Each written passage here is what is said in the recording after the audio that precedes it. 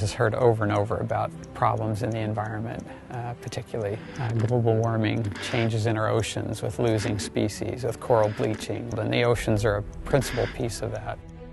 We're going to need to become more ocean-focused and ocean-centralized as a human race. It's all interconnected, so if you pollute one area, you're polluting all of it, or if you heal one area, you're helping all of it. The ocean is a really unknown place, and there's so much left to discover. These students are coming with an ethic where they want to make a difference, and so our programs are really to give them that basis of hands-on experience to be in a position to really contribute.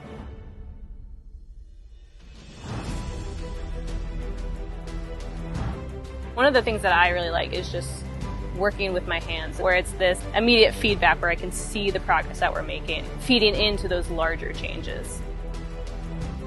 I want to use what I learn within the marine sciences to really connect back to community. It is definitely my life passion. Being here has really made me more sure about what I want to do. This program's been a dream come true.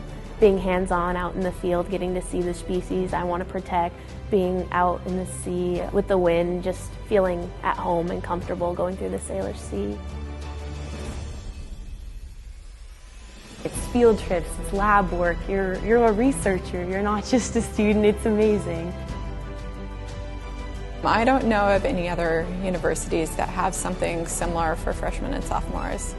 Having the opportunity to come to a cool spot, actually stay there, study with scientists that are actively doing research in the environment is life-changing. Being undersea and getting to see all of those ecosystems firsthand is what really keeps me going. And the fact that I could be out there and potentially lead to a more diverse ecosystem with my research, it's really exciting.